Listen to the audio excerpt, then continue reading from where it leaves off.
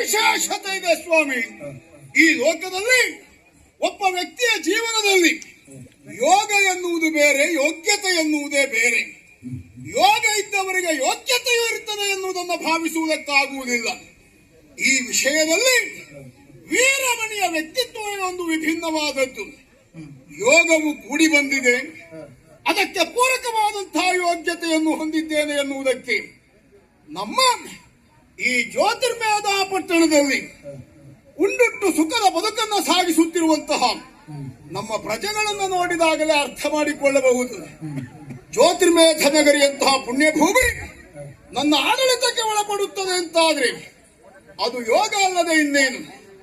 ಅದನ್ನು ಆರ್ಜಿಸಿಕೊಳ್ಳುವುದರ ಮೂಲಕವಾಗಿ ಸಾರ್ಥಕತೆಯ ಆಡಳಿತವನ್ನು ನೀಡಿದ್ದೇನೆ ಅಂತಾದ್ರೆ ಅದು ನನ್ನ ಯೋಗ್ಯತೆ. ಆ ಕಾರಣಕ್ಕಾಗಿ ಮತ್ತೊಬ್ಬರು ಹಾಡಿ ಹೊಗಳುವ ಹಾಗೆ, ಹಗೆಗಳಾದರೂ ತಲೆ ತಗ್ಗಿಸುವ ಹಾಗೆ ಆಡಳಿತದ ವಿಶೇಷತೆಯನ್ನು ಕೊಟ್ಟಿದ್ದೇನೆ. ಎಲ್ಲಾ ವಿಭಾಗದಲ್ಲಿಯೂ ಪೂರ್ಣತೆಯ ಬದುಕನ್ನು ಕಂಡಿದ್ದೇನೆ. ಕೇವಲ ರಾಜಕೀಯವಾಗಿ ಮಾತ್ರ ಸಂತೃಪ್ತನಲ್ಲ, ಸಾಂಸಾರಿಕವಾದಂತಹ ವಿಷಯದಲ್ಲಿಯೂ ನಾನು ತೃಪ್ತನೇ ಹೌದು.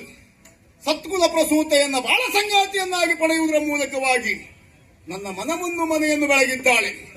ಹುಟ್ಟಿದ ಗಂಡು ಮಕ್ಕಳು ಭಯರು ರುಕ್ಮಾಂಗ ಶುಭಾಂಗ ಎನ್ನುವುದಾಗಿ ಮಗಳಪ್ಪಳು ಇಕ್ಷುಮತಿ.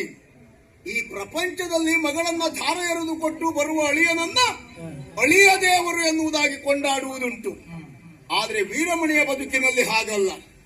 ದೇವರನ್ನೇ ಅಳಿಯನನ್ನಾಗಿ ಪಡೆದಂತಹ ಭಾಗ್ಯಶಾಲಿ ನಾನು. ತ್ರಿಮೂರ್ತಿಗಳಲ್ಲಿ ಒಬ್ಬನಾದಂತಹ ಲಯಕರ್ತೃ ಶಿವ ನನ್ನ ಮಗಳು ಇಕ್ಷುಮತಿಯನ್ನ ಮದುವೆಯಾಗಿದ್ದಾನೆ. ಕೇವಲ ಮಗಳಿಗೆ ಮಾತ್ರ ಗಂಡನಾಗಿ ತನ್ನ ಕರ್ತವ್ಯವನ್ನು ನಿರ್ವಹಿಸ್ತಾ ಇದ್ದದ್ದಲ್ಲ, ನಮ್ಮ ಮನೆಯ ದೇವನು ಆಗಿದ್ದಾನೆ. ಇವತ್ತು ನಮ್ಮ ನಾಡಿನ ಈ ಸರ್ವತೋಮುಖವಾದಂತಹ ಏಳಿಗೆಯಲ್ಲಿ ಶಿವನ ಕಾರುಣ್ಯ ಉಂಟು ಎನ್ನುವುದರಲ್ಲಿ ಅನುಮಾನವೇ ಇಲ್ಲ. ಎಡಬಲದ ಭುಜಗಳ ಹಾಗೆ ಕಂಗೊಳಿಸುತ್ತಿರುವಂತಹ ಮಕ್ಕಳು ಸರ್ವವಿದ್ಯಾ ಪಾರಂಗತರಾಗಿ ಅರಮನೆಗೆ ಬಂದವರು.